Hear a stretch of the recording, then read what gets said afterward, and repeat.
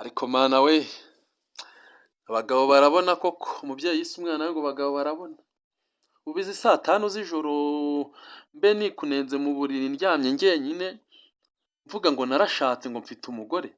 ariko sha hari buzire no ntarambona ntago ari bunkire pe ntago ari bunkire turumva arimo aradodora inzugi wasanga ataye kandi kureba ariko sha umva ntago uri bunkire uyu munsi haracu wambaye rwose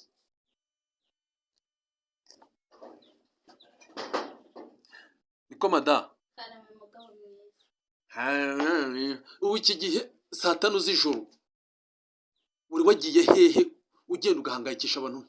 nta muntu numwe wigeze ubwira nta mwana hano mu rugo wigeze ubwira wagiye nta hari ntiwigeze umamaga kuri telefone wagize ugira iki gihe wari uri hehe nukuri rwose natinze n'abaturanyi nari nagiye kureba bari bagize ibirori ubwo rero nshatse gutaha barambwira ngo nimbe ndetse hari ibindi bisigaye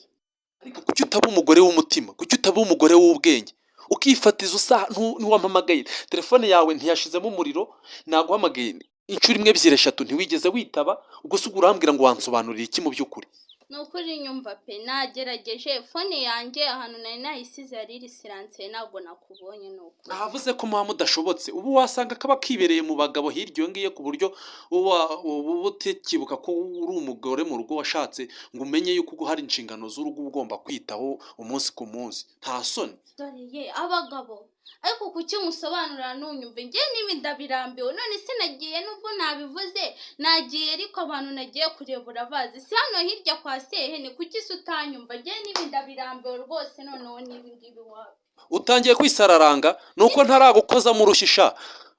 uraje umbone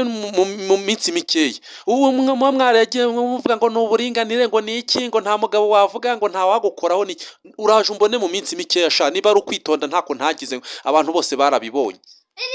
urankubita uri tujya muri ribu ubu dufite ijambo noneho ntabwo ibyo nabivamo ngenda birambiwe